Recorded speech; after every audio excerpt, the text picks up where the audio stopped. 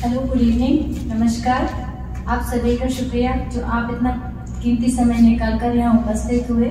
अब मैं आपका ज़्यादा समय ना लेते हुए कार्यक्रम की शुरुआत करती हूँ। My self doctor Sangeeta Virat, physician assistant of IVF department. आज की कार्यक्रम की रूपरेखा इस प्रकार है। सर्वप्रथम हमारे मुख्य अतिथि डॉक्टर पायल परिहार द्वारा बताया जाएगा कि प्राकृतिक रूप से फर्टिलिटी को कैसे बढ़ाया जाए, एवं इसके उपरांत डॉक्टर नीतू जो हमें बताएंगी IVF के विकल्पों के बारे में। ओके, अब मैं अपने दोनों मुख्य अतिथियों से आग्रह करूंगी कि वो डाइस पर आकर दीप प्रज्वलित करके कार्यक्रम की शुरुआत करें। I am requesting you doctor Payal and doctor Neetu, please come on dice.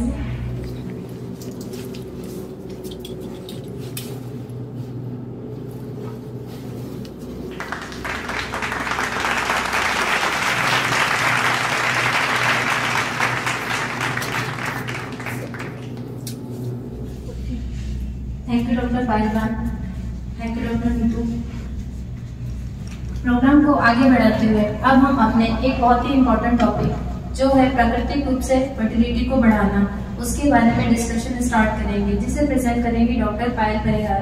Doctor Payal Parihar Bansal hospital में हेड ऑफ डाइटिशियन के रूप में है। कई वर्षों से वो निरंतर बंसल हॉस्पिटल में अपनी सेवा दे रही हैं एवं कई मरीजों को उन्होंने काफी हेल्प किया है। वेट के रिगार्डिंग, डिसीज के रिगार्डिंग काफी हेल्प करी है डाइट से अपनी। तो मैं रिक्वेस्ट करूंगी कि डॉक्टर पायल परिहार मैम आए और अपना जानकारी हमें दें। Hello everyone, I am dietitian Payal. प्राकृतिक रूप से हम इनफर्टिलिटी कैसे बढ़ा सकते हैं, ये जो है ये एक ऐसा टॉपिक है जिसको हम एक बहुत नेचुरल वे में भी ले सकते हैं कि हमारी जो अभी की जो पीढ़ी है वो इनफर्टिलिटी से कैसे बचे। तो आज हम इस पे बात करेंगे। आज इस पे हम चर्चा करेंगे कि प्राकृतिक रूप से बहुत ज्यादा चीजें हमारे पास होती हैं जिससे हम इनफर्टिलिटी से बच सकते हैं। सबसे पहला है जीवन शैली में परिवर्तन। जीवन शैली पहले की अपेक्षा आजकल हमारी बहुत ज्यादा परिवर्तित हो चुकी है, बहुत ज्यादा खराब हो चुकी है।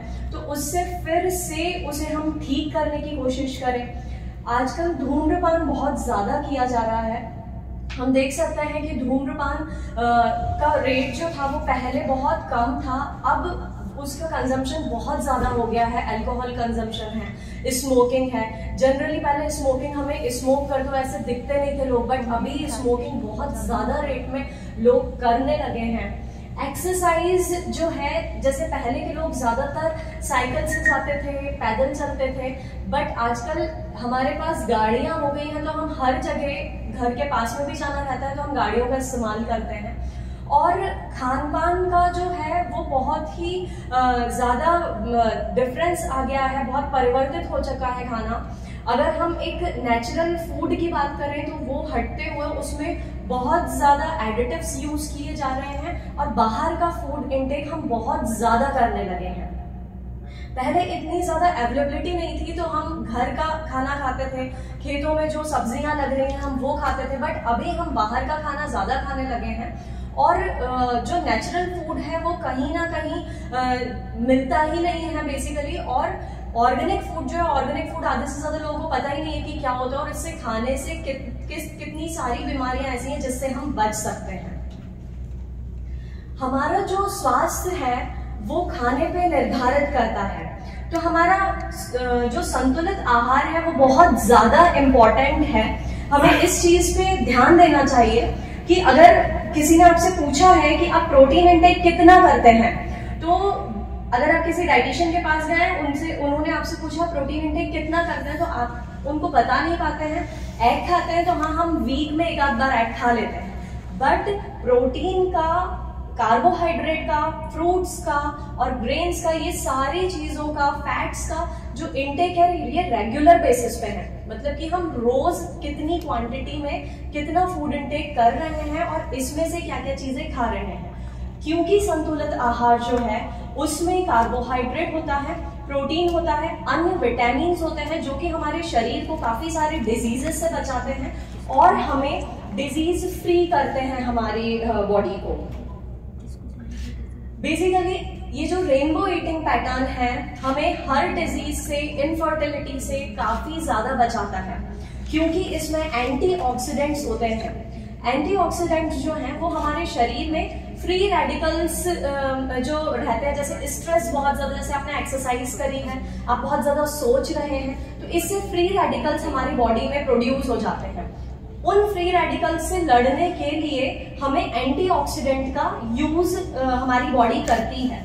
तो जितनी भी वेजिटेबल्स दिख रही हैं रेनबो ईटिंग पैटर्न में, इसमें जितने कलर हैं ये सारे कलर्स के अलग अलग एंटीऑक्सीडेंट हैं, और ये एंटीऑक्सीडेंट आपको बहुत ज्यादा इनफर्टिलिटी से बचाते हैं, आजकल जो पॉल्यूशन हो रहा है उससे बचाते हैं, और विटामिन जो हमें इनसे मिलते हैं वो भी हमारे जो मेटाबॉलिज्म है उसमें काम आते हैं। इवन अगर मसल बिल्डिंग है या फिर कोई भी चीज का फॉर्मेशन है तो उसमें विटामिन उतना ही हेल्पफुल रहता है जितना एंटीऑक्सीडेंट्स रहते हैं। तो फलों, सब्जियों और सारे वेजिटेबल्स का इस्तेमाल आप अच्छे से करें।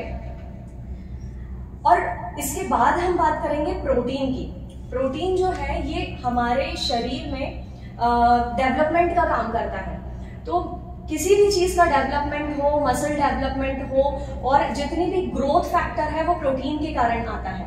तो कुछ फूड ऐसे हैं जो कि हमें प्रोटीन रिच होते हैं और हमें रेगुलर बेसिस पे अपनी डाइट में ऐड करना चाहिए। जैसे एग हो गया, जो वेजिटेरियंस हैं उनके लिए भी स्प्राउट्स हैं, सारी दालें हैं, और बहुत सारे सीड्स ऐसे होते हैं जिसमें प्रोटीन होता है। टोफू सोया पनीर होता है बेसिकली, तो सोया पनीर का भी इस्तेमाल आप वैसे ही कर सकते हैं जैसे हम जनरली पनीर का करते हैं, उसकी सब्जी बना के। Milk and milk product, but इसमें लो फैट मिल्क, जैसे काऊ मिल्क अगर हम कहेंगे। अदरवाइज अगर आप बफेलो मिल्क ले रहे हैं तो उसकी 2 बार हमें मलाई निकालनी पड़ती है, तब वो स्किम्ड होता है। और सिंगल टोन भी आप ले सकते हैं, जो कि जैसे कुछ कंपनीज का ग्रीन पैकेट में आता है, येलो पैकेट में आता है, वो आप ले सकते हैं। कभी भी दूध की अगर मलाई निकालनी हो और उसको फैट फ्री बनाना हो तो उसको बॉईल करके आप थोड़ी देर रख दीजिए। उसमें जितनी मोटी, जैसे मॉर्निंग तक के आपने रखा, उसमें जितनी मोटी मलाई निकलेगी, अगर ज्यादा मोटी है, ज्यादा थिक है, तो उसको एक और बार बॉईल करके फिर उसका फिर से फैट निकालना पड़ता है, क्योंकि वो ज्यादा फुल फैटी मिल्क है। इसमें ड्राई फ्रूट्स का इस्तेमाल हम प्रॉपरली कर सकते हैं, जैसे बादाम है, कर्ड से बनी हुई सारी चीजें, मट्ठा है, कढ़ी के फॉर्म में आप इसको यूज कर सकते हैं। सभी दालें बहुत ज्यादा हेल्दी होती हैं स्वास्थ्य के लिए, तो दालों का इस्तेमाल भरपूर मात्रा में करें। और इसके साथ साथ ध्यान रखें कि अगर आपका फूड ऑर्गेनिक है या फिर डायरेक्ट कहीं गांव से आप बुलवा रहे हैं तो वो सबसे ज्यादा हेल्दी होगा, और उसमें कम एडिटिव्स होंगे, या फिर आप अगर खेती करते हैं तो आपको पता होगा कि आपने उसमें क्या क्या चीजें डाली है। इसके बाद मैं आपको पॉल्यूशन के बारे में बताऊंगी, इसीलिए मैं इस पे थोड़ा ज्यादा फोकस कर रही हूँ कि एडिटिव्स वाली जितनी भी पॉल्यूटेड चीजें हैं उससे भी हमें इसके साथ साथ बचना है।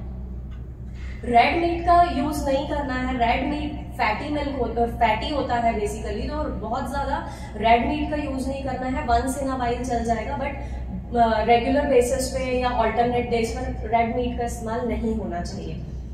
इसके बाद हम बात करेंगे तेल की। तेल हमारे शरीर में काफी ज्यादा महत्वपूर्ण भूमिका निभाता है, ऑयल इनटेक, क्योंकि हमारे जो सेल्स हैं ये तेल से बने हुए हैं। तो हमें तेल का इस्तेमाल बहुत ही सावधानी से और हेल्दी वे में यूज करना चाहिए ऑयल, जिसमें ओमेगा 3 और ओमेगा 6 का मैं ज्यादा इस्तेमाल करने का कहती हूँ, क्योंकि हमें वेजिटेबल्स से, दालों से नहीं मिल पाता है। तो ऑलिव ऑयल का यूज ज्यादा करें, मूंगफली का तेल का इस्तेमाल करें, सरसों के तेल का। सरसों का तेल बहुत ही ज्यादा अच्छा होता है, और इसका एक पर्टिकुलर जो रेशियो है वो 1/2 लीटर पर मंथ पर मेंबर है। तो अगर एक पर्सन यूज कर रहा है तो उसके लिए 1/2 लीटर का आइडियल क्वांटिटी है ये। और अगर 2 लोग हैं तो 1 लीटर आपका पूरे महीने में यूज हो, इससे ज्यादा इस्तेमाल तेल का सही नहीं है। अगर आप हेल्दी ऑयल्स का भी इस्तेमाल इससे ज्यादा करेंगे तो वो आपकी बॉडी में जाके ट्राइग्लिसराइड बढ़ाएगा या कोलेस्ट्रॉल वगैरह बढ़ाएगा, तो इसका ध्यान रखें। बेसिकली इनफर्टिलिटी जो है वो कुछ न्यूट्रिएंट्स से बहुत ज्यादा होती है कम क्वांटिटी में लेने से।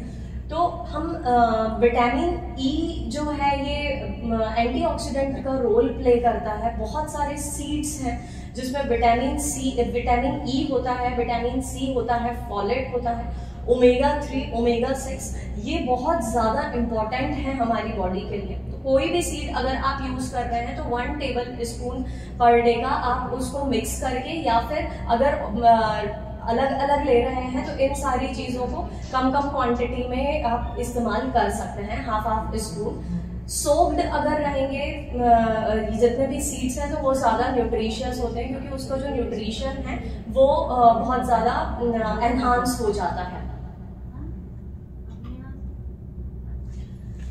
आहार में फाइबर का इस्तेमाल बहुत ज़्यादा करना चाहिए। फाइबर्स जो होते हैं वो छिलका, हम कहेंगे इसको कि छिलके वाली जो चीज़ें हैं उसका ज़्यादा यूज़ करें, ताकि अगर मोशन में प्रॉब्लम होती है तो वो भी ठीक हो जाती है। और वाटर इनटेक अगर कम हो रहा रहता है तो उस पर भी हमें फोकस करना रहता है कि वाटर इनटेक हमें बहुत अच्छा रखना है। हम अभी बात कर रहे हैं फर्टिलिटी को इम्प्रूव करने की। तो ये एक बहुत ज़्यादा ज़रूरी बात है जो कि हमें ध्यान रखना है कि सिर्फ खाने पीने से ही इनफर्टिलिटी की प्रॉब्लम नहीं आ रही है आजकल जनरेशन में। जो पॉल्यूशन है इसका रेट भी बहुत ज़्यादा हो गया है। अभी जैसे कि पहले के अपेक्षा अभी pollution, air pollution, soil pollution, water pollution काफ़ी ज़्यादा है। तो जो हमारा AMH है इसका लेवल भी एयर पॉल्यूशन के कारण डिक्रीज होता है। ऐसी काफ़ी सारी स्टडीज आई हैं कि एयर पॉल्यूशन के कारण मेल फर्टिलिटी और वुमेन फर्टिलिटी में भी बहुत ज़्यादा डिफरेंसेस आ जाते हैं। इसको इम्प्रूव करने के लिए, जैसे मैंने आपको पहले बताया था कि ये जितने भी विटामिन हैं इसका यूज हमें करना है, हेल्दी ऑयल्स का यूज करना है, उससे इसमें इम्प्रूवमेंट आ जाता है। पर मैं एक और बात कहना चाहती हूँ कि ये शॉर्ट ड्यूरेशन का ट्रीटमेंट नहीं है कि 1 महीने में आपको रिजल्ट मिलेगा। इसको हमें कंटिन्यू फॉलो करना है और एक रिदम में जब बॉडी आ जाएगी तो इससे हम बच सकते हैं। अब हम बात करेंगे प्लास्टिक्स की। प्लास्टिक हम घर में कितना यूज करते हैं? आप मुझे कोई बताएंगे कि आपके घर में प्लास्टिक से कितना ज्यादा यूज किया जाता है? Water bottle and lunch box. Definitely fridge में भी सारे प्लास्टिक के निकाल के माइक्रोवेव में रख दिए। प्लास्टिक में भी कुछ केमिकल्स ऐसे हैं जो हमारी बॉडी की बायोकेमिस्ट्री जो है उस पे इम्पैक्ट डालते हैं। और जो फर्टिलिटी रेट है ये डिपेंड करता है हमारे एंडोक्राइन सिस्टम पे, हार्मोनल डिस्टर्बेंस पे। तो अगर हार्मोनल डिस्टर्बेंस होएगा तो उसमें बहुत ज्यादा प्रॉब्लम होती है। इसीलिए प्लास्टिक में BPA जो एलिमेंट है वो बहुत ज्यादा पाया जाता है और इसके कारण भी इनफर्टिलिटी होती है। इसीलिए प्लास्टिक की चीजों का इस्तेमाल बहुत सोच समझ के करें और कोशिश करें कि आप प्लास्टिक का इस्तेमाल ना ही करें तो ज्यादा बेटर है आपके लिए, आपकी आने वाली जनरेशन के लिए वो हेल्दी होगा। जैसे हमने देखा है कि पुराने जमाने में जो कैरी करते थे फूड, वो किन किन चीजों में करते थे, कोई बताएगा मुझे? जैसे रोटी ले जानी है तो पहले कैसे ले जाया करते थे? कपड़े में, स्टील में, कपड़े में, है ना। पर प्लास्टिक नहीं यूज किया जाता था। पेपर भी उस टाइम पे नहीं होता था तो हम पेपर भी यूज नहीं करते थे। आजकल उसका कंजम्पशन जो है वो बहुत ज्यादा हो गया। तो पेपर में जितनी इंक रहती है वो सब केमिकल है, तो वो भी आपके फूड में जा रहा है और उससे धीरे धीरे, अब ये जो प्रोसेस है जो मैं बोल रही हूँ लॉन्ग टाइम प्रोसेस है, तो हम बचपन से ऐसा करते हुए आ रहे हैं और अभी की जनरेशन जैसे ही पैदा होगी वो वैसे ही चीजों को चालू कर देगी। तो आगे जाकर इनफर्टिलिटी का रेट बढ़ना डेफिनेटली बहुत ज्यादा बढ़ेगा अगर इन सारी चीजों पे हमने ध्यान नहीं दिया तो। प्लास्टिक को रिप्लेस करें। जैसे हम अखबार में रोटी रखते हैं तो हम कोशिश करें कि या तो सादा जो कागज होता है प्लेन वाला या टिश्यू पेपर उसमें रख सकते हैं। इस अपने जो कपड़े बनते हैं आजकल तो आने भी लगे हैं मार्केट में, उसमें हम उसको यूज कर सकते हैं। या तो फिर टिफिन अगर हम यूज कर रहे हैं तो उसको आप स्विच करें कि अगर प्लास्टिक टिफिन यूज कर रहे हैं तो उसके स्टील टिफिन हो। वाटर बॉटल जो है वो भी कॉपर की अगर हम इस्तेमाल करेंगे तो ज्यादा बेटर रहेगा, प्लास्टिक नहीं हो उसमें यूज। जितने भी डिस्पोजेबल हैं, प्लास्टिक के डिस्पोजेबल हैं, थर्माकोल के डिस्पोजेबल हैं, उसको रिप्लेस करें, जैसे कुल्हड़ में और स्टील के मग, ग्लास में, तो आपके लिए ज्यादा बेनिफिशियल होगा। मैम सिल्वर फॉइल में भी करना चाहिए? सिल्वर फॉइल में भी नहीं करना चाहिए, वो भी एक तरीके से काफी लॉन्ग टाइम अगर उसको हम रखते हैं तो वो प्रॉब्लम करेगा। सॉइल पॉल्यूशन की जो मैं बात कर रही थी कि जमीन में, अब हम सिर्फ एक ही एयर पॉल्यूशन है, प्लास्टिक पॉल्यूशन है, उसकी जब बात कर रहे हैं तो हम सॉइल पॉल्यूशन की बात करें कि जितने भी वेजिटेबल्स हैं इसमें पेस्टिसाइड्स और वीडिसाइड्स यूज होते हैं, तो ये बहुत ज्यादा कॉज करते हैं इनफर्टिलिटी को, क्योंकि ये धीरे धीरे करके हमारा जो एंडोक्राइन सिस्टम है उस पर इम्पैक्ट डालते हैं और हार्मोनल डिस्टर्बेंस कर देते हैं, जिसके कारण इनफर्टिलिटी बढ़ती है। तो अगर हम ऑर्गेनिक फूड का इस्तेमाल करेंगे तो वो ज्यादा बेटर होगा और डाइजेशन में भी हेल्दी रहेगा वो। और कोशिश करें कि अगर आपको कहीं से पता चलता है कि किसी का खेत है और हमको वहां से फूड डायरेक्ट मिल सकता है, तो हम ऐसा अप्रोच करें कि हम हेल्दी फूड आइटम्स ही लें। और इसको अगर आपको हटाना है तो ये तो मैं नहीं कहूंगी कि टोटली हट जाते हैं ये जो, क्योंकि डेवलपमेंट उसमें ही हो रहा है। और बेसिकली दूध में भी कभी कभी जैसे कि इन्होंने ये पेस्टिसाइड्स, वीडिसाइड्स डाले, उसके बाद जो भूसा बना वो गाय ने खाया, गाय ने जो खाया उससे जो दूध निकला उसमें यूरिया बहुत ज्यादा आ रहा है।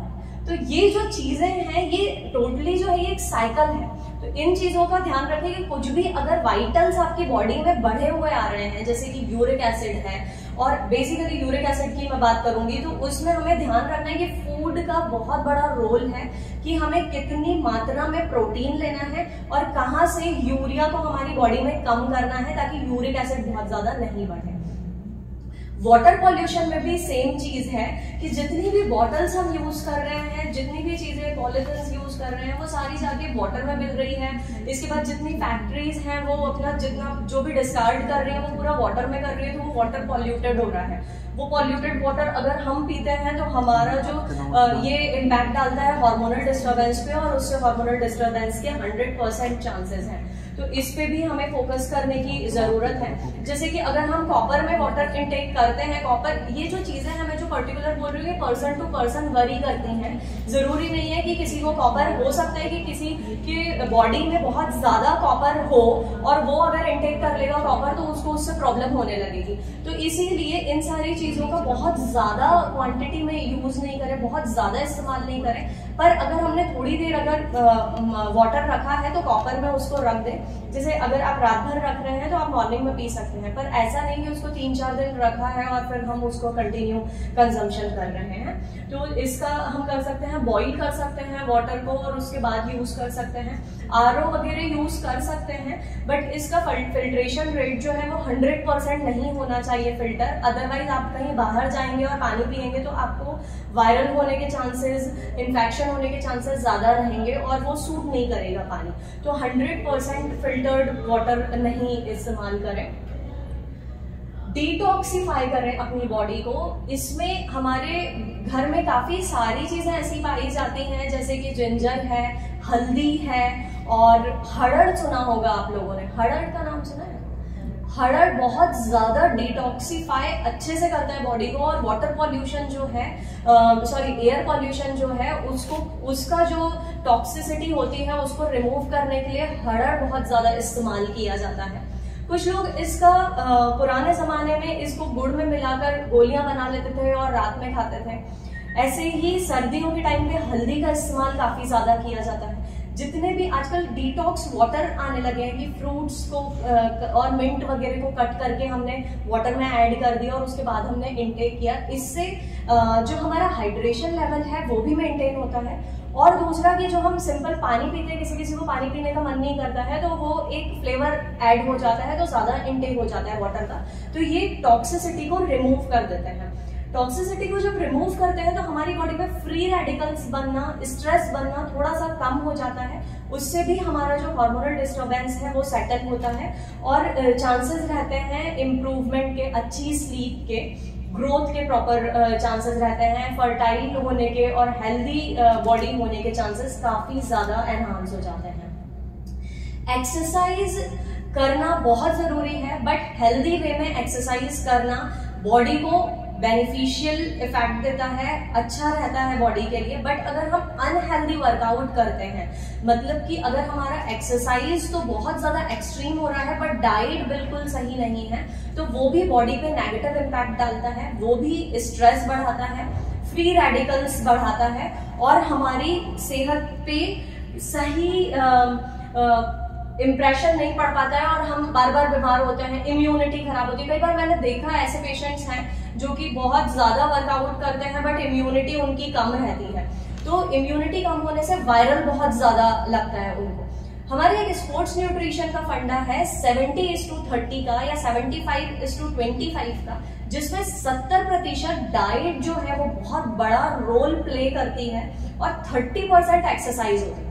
तो ये जो है ये रेशो में अगर हम सबसे पहले डाइट को सही करें उसके बाद वर्कआउट स्टार्ट करें तो हमारी सेहत के लिए ज्यादा सही रहेगा। Thank you Neetu ma'am, thank you Priya ma'am मुझे इनवाइट करने के लिए। आप लोगों का एक अच्छे से अपने सेशन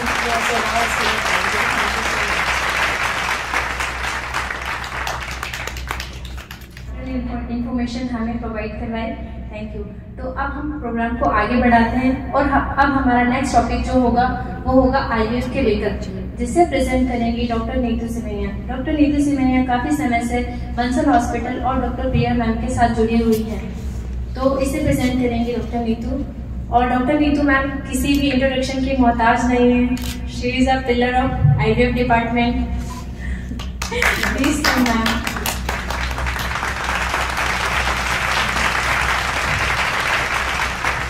मैं सबसे पहले तो धन्यवाद प्रिया मैम को करना चाहूँगी कि उन्होंने मुझे इस काबिल समझा कि मैं कुछ बता सकती हूँ। वैसे वो मुझसे कहती है कि तुम अच्छा एक्सप्लेन करती हो, बट वो रहता है कि हाँ मैं अच्छा एक्सप्लेन करती हूँ। बट हाँ आज मुझे लग रहा है कि मैंने अच्छी तरीके से बता सकती हूँ, सामने वाले को समझा सकती हूँ, कह सकती हूँ। तो आज मैं सफल को सबसे पहले इंट्रोड्यूस कराना चाहूँगी। सबसे पहले मैं अपने आप को इंट्रोड्यूस कराना चाहूँगी। मैं डॉक्टर नीतू सिमैया बिजोड़े पिछले 10 सालों से डॉक्टर प्रिया भाभी चित्तावर मैम के साथ में बंसल हॉस्पिटल में काम कर रही हूँ एज अ असिस्टेंट फिजिशियन। मैं मैम का जो इनफर्टिलिटी रिलेटेड पेशेंट है उनको देखती हूँ और जितना भी मैं चीज़ें बात करती हूँ उससे मुझे ये समझ आता है कि इनफर्टिलिटी को सभी लोगों ने मिल करके एक डिसीज बना दिया है। अब डिसीज हो गई तो सब उस चीज़ के लिए एक हेडेक हो गया, लेकिन एक्चुअली इनफर्टिलिटी कोई डिसीज नहीं है। इनफर्टिलिटी में आप कोई बीमारी नहीं है, आपको ना आप उसको लेकर के कोई दवाइयाँ लेने की ऐसी ज़रूरत है कि अगर आप नहीं लेंगे तो आप हेल्दी नहीं रहेंगे। इनफर्टिलिटी सामाजिक और मानसिक तरह की एक तरह से प्रताड़ना हो गई है, उसको सबसे पहले हटाना चाहिए। इसी मुहिम पर प्रिया मैम ने ये सफल इनफर्टिलिटी ग्रुप स्टार्ट किया है। तो मैं सभी लोगों से ये कहना चाहूँगी कि इसको एक बीमारी के तौर पे ना लें, इसको हम ये सोचें कि हम क्यों ये मतलब इनफर्टिलिटी में आ रहे हैं, तो हम पहले से प्री कंसेप्शन सारी चीज़ें जांचें और सब कुछ स्टार्ट करें। जैसे कि अभी सबसे पहले मेरी दोस्त डॉक्टर पायल ने आपको बताया कि डाइट सबसे बड़ा जो है हमारे पास में एक हथियार है, तो या बोलना चाहिए कि उसका एक सबसे बड़ी दवाई है कि हम उसको सुसज्जित तरीके से पूरा दिन का वो बना लें कि आज हमको डाइट में क्या खाना है। हाँ, रोज हमारी इतनी ज़्यादा भागदौड़ भरी जिंदगी है कि हम इसको नहीं पूरी तरीके से जैसा बताते हैं डाइटिशियन हम उसको फॉलो कर पाते हैं, बट एटलीस्ट हम हेल्दी डाइट तो ले सकते हैं। एटलीस्ट हम ब्रेकफास्ट टाइम पे कर सकते हैं, हम टी की जगह पे ग्रीन टी ले सकते हैं, जो भी चीज़ें उन्होंने बताई उसको फॉलो कर सकते हैं। और उन्होंने इसके रिजल्ट्स देखे हैं, इसलिए हमने उनको सबसे पहले इनवाइट किया कि वो खान पान से स्टार्ट करें हमारे इस इनफर्टिलिटी ग्रुप को और हम स्टार्ट करें। मैं सबसे पहले सफल के इनॉग्रेशन के लिए ये सभी इनफर्टिलिटी हमारे जो दोस्त हैं, मतलब इनको मैं डिसीज के थ्रू पे नहीं लूंगी, सभी भाई बहन मेरे जितने पेशेंट हैं, मैम के पेशेंट, यहाँ के पेशेंट, बाहर कहीं पर भी इस सब चीज़ों से जूझ रहे हैं जितने भी लोग हैं, वो अपने आप को डिसीज में न लेते हुए इस ग्रुप के साथ जुड़े। अगर वो आके मिल सकते हैं, यहाँ पर अटेंड कर सकते हैं तो ज़्यादा अच्छा है, क्योंकि उनके कोई क्वेरीज है तो हम आंसर दे पाएंगे। और अगर वो हमारे साथ सेशन में अटेंड करते हैं तो भी वो हमसे क्वेरीज पूछ सकते हैं, बट मैं ज़्यादा ये कहूँगी कि वो यहाँ आके मिले तो उनके लिए ज़्यादा ईजी होगा। तो मैं ये सबको इनवाइट करूंगी और मैं उनको यही कहूंगी कि सेशन सारे अटेंड करते हुए इसका अपनी तरफ से लुत्फ उठाएं। सबसे पहले तो मेरा टॉपिक है आईवीएफ के विकल्प। एक्चुअली किसी इनफर्टिलिटी डॉक्टर के पास जाते से सबके दिमाग में ये होता है कि आईवीएफ कराना है, इससे बच्चा मिल जाएगा, बट ऐसा नहीं होता है। आईवीएफ ऐसा नहीं है कि आप डॉक्टर के पास गए, उन्होंने प्लान किया, आईवीएफ हो गया और बस अंदर बच्चा डाला, उसके बाद डिलीवरी सीधी होनी। एक्चुअली आईवीएफ के पहले भी बहुत सारी तैयारी होती है। सबसे पहले तो इनफर्टिलिटी क्या हुआ, हम किस चीज को इनफर्टिलिटी बोल रहे हैं। इनफर्टिलिटी 12 महीने तक जो हस्बैंड वाइफ जो कपल है उन्होंने ट्राई किया है और लगातार ट्राई किया, जिनका कि दोनों का अलग अलग जॉब प्रोफाइल नहीं है, वो एक साथ में रहते हैं और लगातार ट्राई करते हैं। ट्राई में उनको ये पता है कि उनका ओवुलेशन टाइम क्या है, तो उसके साथ उन्होंने 1 महीने प्रॉपर ट्राई किया है, बट उनको प्रेगनेंसी नहीं ठहरी है एक भी बार, तो इसको कहा जाएगा इनफर्टिलिटी। दूसरा, 35 साल से ऊपर हो चुके हैं और उसके बाद में भी प्रेगनेंसी ट्राई कर रहे हैं, या तो लेट शादी हुई है 35 साल के बाद, या फिर बहुत समय हो चुका, अंतराल बहुत हो चुका है, तो भी प्रेगनेंसी नहीं आई है। तीसरा कि आपको पीसीओएस है। पीसीओएस भी कोई बीमारी नहीं है, पीसीओएस को मैं पीसीओडी नहीं कह रही हूँ, डी मतलब डिसीज हो जाएगा। पीसीओएस मतलब हो गया कि हम वो महिला जिसको कि महीना हर महीने 30 दिनों के अंदर नहीं आता है, या तो दवाई देने के बाद ही आता है, या तो 45 दिन या 50 दिन के बाद आता है, या फिर 2 महीने 3 महीने बाद आता है।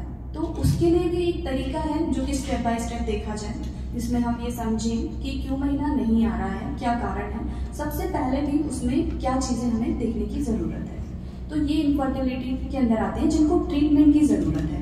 इसमें आईवीएफ की ही ज़रूरत है ऐसा नहीं है, इसीलिए मैंने आईवीएफ के विकल्प पे प्रकाश डालना चाहा है।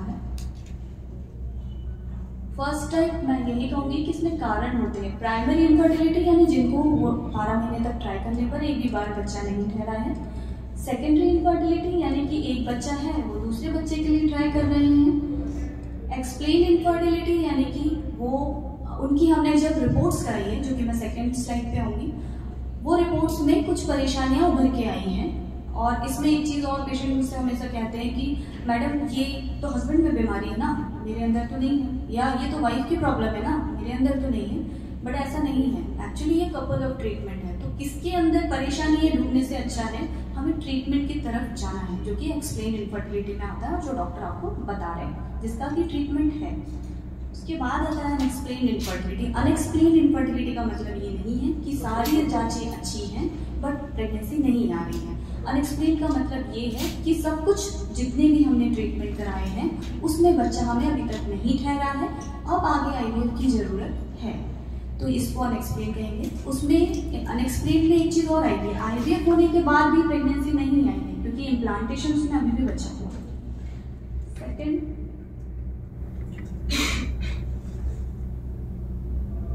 गर्भाधान के पूर्व की तैयारी।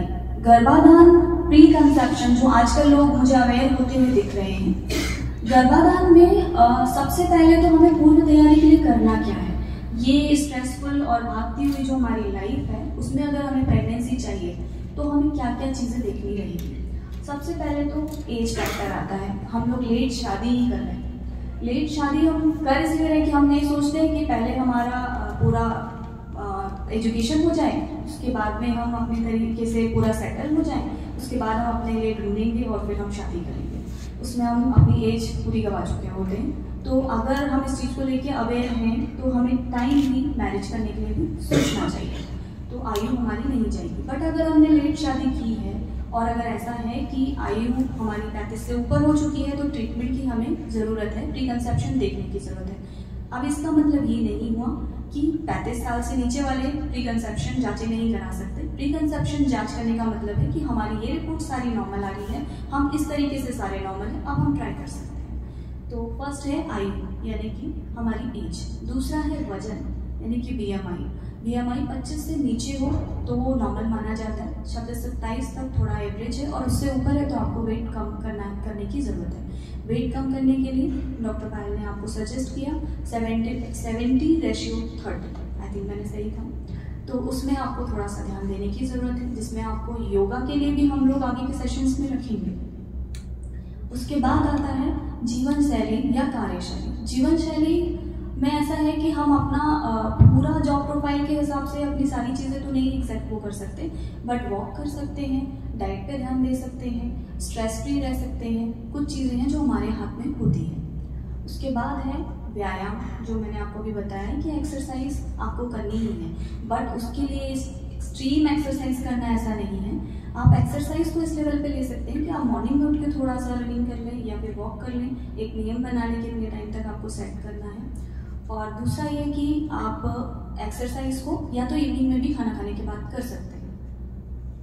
उसके बाद है खान पान। खान पान तो सबसे बड़ा सेक्शन था जो कि हमने सबसे पहले लिया है, और खान पान में डॉक्टर पायल ने आपको बहुत ब्रीफ में बताया, तो मुझे नहीं लगता उस सेशन के मुझे कुछ भी बोलने की ज़रूरत है। उसके बाद है जांचें। जांचों में सबसे बेसिक जांचें जो हम लोग लेते हैं, जो कि अभी तक हम लोगों ने मतलब मैम ने एक पैरामीटर बनाया हुआ है, हमको नहीं लगता इससे ज़्यादा जांचों की ज़रूरत है। अगर उनमें कुछ चीज़ें आती हैं उभर के तो हम फिर आगे जांचें और लेते हैं, जिसके अंदर है कि आपको सबसे पहले सोनोग्राफी, जो कि हम 3D डायमेंशन में करते हैं। उसमें हमें यूट्रस और जो हमारी ओवरी है वो देखना रहता है, यानी कि गर्भाशय और अंडाशय, जिसमें कितनी EFCs हैं और आपका गर्भाशय में संरचना कैसी है, और इसके साथ में गर्भाशय में कोई सेप्टम या ऐसी कोई चीज़ तो नहीं है जो हमें पहले से देखकर निकालने की जरूरत है, जो प्रेगनेंसी को आने ही नहीं देगा। उसके बाद है प्रोलैक्टिन, ये स्ट्रेस हार्मोन होता है। स्ट्रेस हार्मोन अगर हम उसमें हमें लग रहा है कि बढ़ा हुआ आ रहा है, तो ज़रूरी नहीं कि हमें एकदम से उसमें दवाई देने की ज़रूरत होती है। उसमें भी एक पूल टेस्ट होता है, जो कि हम मतलब हर 1 घंटे में 3 सैंपल लेते हैं, उसके हिसाब से हम निकालते हैं उसका एक रेशो, वो हमें बताता है कि सही में हमारा स्ट्रेस हार्मोन बढ़ा हुआ है और उसमें हमें ट्रीटमेंट की ज़रूरत है। उसके बाद है रुबेला IgG। रुबेला वैसे सभी को ऐसा नहीं है, बट अभी तो ऐसा हो गया है कि हमारी सरकार ने इसको एक वैक्सीन में ऐड ही कर दिया है, बट हमारे जनरेशन के जो लोग हैं, मतलब कि जो एडल्ट जनरेशन के लोग हैं, उन्हें नहीं लगा होगा। तो अगर ये प्रेगनेंसी में नहीं रहा एक्टिव, रिएक्टिव नहीं रहा, पॉजिटिव नहीं रहा, नेगेटिव की तरह रहा, तो इसमें बच्चे में बहरापन या फिर अंधापन जैसी चीज़ें हो सकती हैं। उसके बाद है HB इलेक्ट्रोफोरोसिस। HB इलेक्ट्रोफोरोसिस वैसे देखा जाए तो पहले कोई नहीं चेक कराता था, बट हाँ, इसमें थैलेसीमिया जैसी जो बीमारी होती है, अगर ये हमें पहले से पता चल जाती है, तो बच्चे में जो जन्मजात विकृति या ये सारी चीज़ें रहती है, हम पहले से पता कर सकते हैं। अगर ये रिएक्टिव आता है, ये नॉर्मल नहीं आता है, इसके अंदर थैलेसीमिया ट्रेट आता है, तो हमें इसमें क्या करने की ज़रूरत है, हम डॉक्टर से डिस्कस करके आगे प्लान कर सकते हैं। उसके बाद है वायरल मार्कर, जो कि बहुत बड़ा पार्ट होता है। सबसे पहले तो HIV, आप समझ ही सकते हैं, फिर है SCV और HBsAg। ये तीनों में ही अगर रिएक्टिव है तो क्या चीज़ें करने की ज़रूरत है, ये हमें डॉक्टर से बात करके उस हिसाब से आगे की प्लानिंग करनी रहती है। थायराइड अगर बढ़ा है और हम कंसीव हो गए हैं, तो भी स्टार्टिंग के टाइमिंग में जो है वो डॉक्टर से डिस्कस करके, खासकर एंडोक्राइनोलॉजिस्ट से डिस्कस करके हमें दवाइयाँ का पैटर्न चेंज करना होता है। उससे बेस्ट है कि हम प्री कंसेप्शन जांचें करके थायराइड को चेक कर लें। अगर वो बढ़ा हुआ है तो हम उसकी मेडिसिन ले लें पहले से, और एक्सरसाइज और डाइट को कंट्रोल करते हुए उसे हम कंट्रोल पे रखें, ताकि जब हमें प्रेगनेंसी आ जाए तो हमें वो कोई भी खतरा ना दे, या फिर उसका जो पावर है वो एक डॉक्टर पहले से सेट कर दे। HSG और DHL, ये 2 चीज़ें ऐसी हैं, ये बहुत ब्रीफ में बताने की है, बट मैं इन शॉर्ट, क्योंकि समय का हमारे पास ज़्यादा अभाव है, तो HSG है हिस्ट्रोसल्फिंगोग्राफी। इसमें ये होता है कि हमें ट्यूब का चेक करना होता है, जो कि एक डाई डाल के चेक किया जाता है। उसमें ट्यूब आपकी खुली है या बंद है देखना रहता है। अगर ट्यूब बंद है, अगर वो डायरेक्टली उसमें आ रहा है, इसका मतलब है कि ट्यूब के अंदर ही प्रेगनेंसी आती है। अगर ट्यूब ही बंद है तो फिर प्रेगनेंसी में नहीं आ पाएगी, तो आगे के लिए फिर हमें लैप्रोस्कोपी के ऊपर जाकर के उसको ओपन कराना रहता है। अब सेकंड ऑप्शन है DHL, यानी कि डायग्नोस्टिक हिस्ट्रोलैप्रोस्कोपी। डायग्नोस्टिक हिस्ट्रोलैप्रोस्कोपी में भी यूट्रस, यानी मैं तो जो उदाहरण देती हूँ यही कि वो हमारी जमीन है जिसमें बीज को हमें रूपांतरित करना है, तो जमीन में यूट्रस अंदर और बाहर से हमें नॉर्मल होना चाहिए हमारा।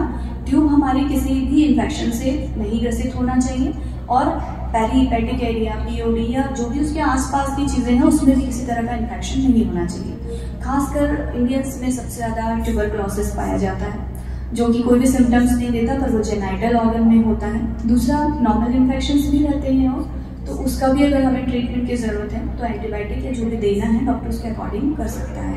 अगर उसमें कोई इन्फेक्शन आता है, फॉर एग्जांपल हाइड्रोसल्फिक्स हो सकता है, ट्यूब में पानी हो सकता है, तो हमें उसका क्या करना है, क्योंकि उसमें उस केस में तो हमें डीलिंकिंग यानी कि दोनों साइड से ट्यूब बंद करने की ज़रूरत है।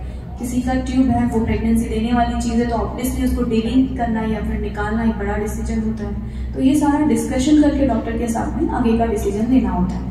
हाँ, उसके बाद आईवीएफ की ज़रूरत है, क्योंकि दोनों ट्यूब डीलिंक हो गई है, तो ऐसा नहीं है कि अब हमें बच्चा नहीं होगा, उसके बाद भी हमें प्रेगनेंसी आ सकती है, वो आईवीएफ के थ्रू आ सकती है। उसके बाद सेमेन एनालिसिस, जो कि मेल पार्टनर का हो गया।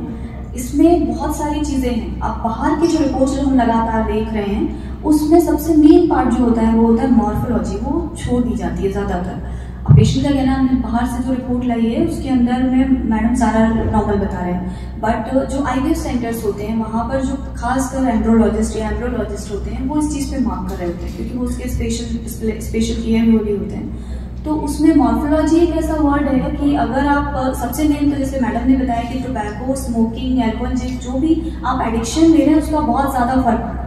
इसलिए सबसे पहले ये कहा जाता है कि आप प्लीज़ इसको स्टॉप कीजिए। चलिए आप अपने हेल्थ के लिए नहीं मान रहे हैं, बट आप बच्चा चाहिए, प्रेगनेंसी चाहिए, तो हमें इस चीज़ को देखना पड़ेगा, और हम इस चीज़ को लेकर के चलेंगे तो ऑब्वियसली हमें ये बंद करना ही पड़ेगा, तभी वो मॉर्फोलॉजी फैक्टर बहुत अच्छे से इम्प्रूव होता है। मॉर्फोलॉजी के अलावा हमें इसमें चलन शक्ति देखनी होती है, जिसे मोटिलिटी, प्रोग्रेसिव मोटिलिटी कहा जाता है, और इसके अलावा होता है काउंटर। तो ये हमें पूरा देखना रहता है। अब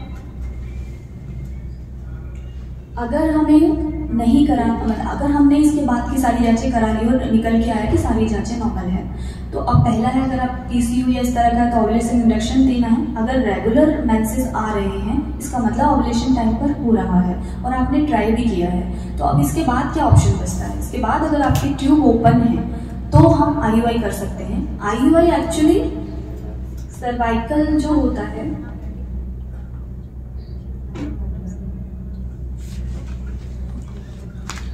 आईयूआई एक्चुअली जो सर्वाइकल फैक्टर होता है उसको पास कर देता है। सर्वाइकल फैक्टर मतलब होता है कि आईयूआई में हम जो सेमन होता है उसको वॉश करके उसमें जो इनएक्टिव सैंपल यानी कि जो खराब सैंपल उसको हटा के जो जिसकी मोटिलिटी अच्छी है, चलन शक्ति अच्छी है, उसको हम अंदर की तरफ बाईपास कर देते हैं और मिड कैविटी ऑफ यूट्रस में डाल देते हैं। तो जो बीच का पोर्शन है, मतलब कि जो हम रिलेशन में रहे थे उसके से पास होकर के सैंपल अंदर की तरफ चला गया है, और हमने जो महिला है उनको टैबलेट दे करके इंजेक्शंस के थ्रू हमने उनका जो ओवुलेशन है वो टाइम पे करवाया है, जिससे कि इम्प्रूवमेंट हुआ है फॉलिकल्स का।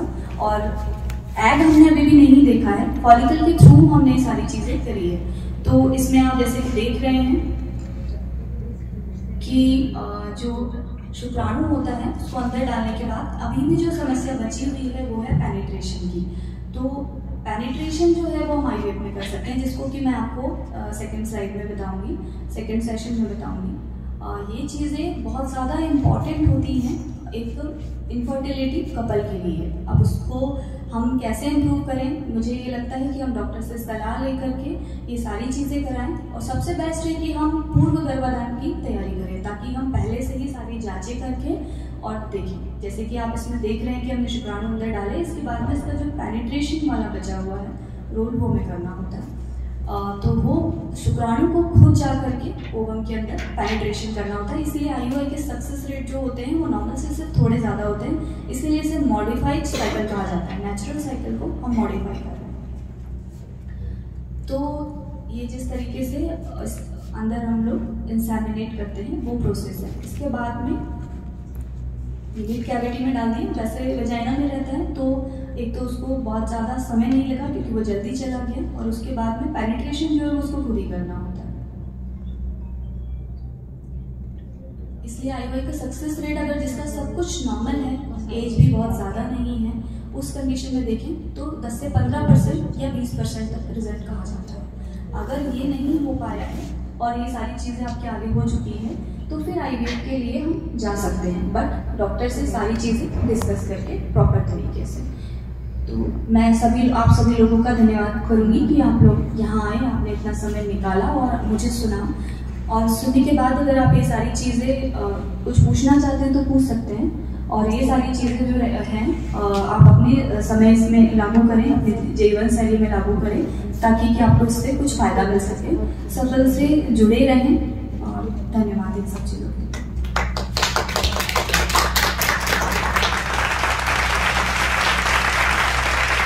Thank you doctor Neetu ma'am, आपने इतना डीप में इतनी सारी डिटेल्स दी हमें, IVF के अल्टरनेट इतने सारे ऑप्शन बताए। मैं धन्यवाद करती हूँ यहाँ पर आए हुए सारे गेस्ट का जिन्होंने अपना टाइम दिया, and mostly thank you so much doctor Payal Parihar ma'am and doctor Neetu समैया मैम, जिन्होंने इतनी सारी हमें इतने शॉर्ट में इतनी सारी डिटेल्स हमें दी। तो डॉक्टर प्रिया मैम की तरफ से एक छोटा सा मोमेंटो देना चाहेंगे हम डॉक्टर पायल परिहार मैम को और डॉक्टर नीतू समैया मैम को, टू डॉक्टर आरती मैम और अंजलि दी।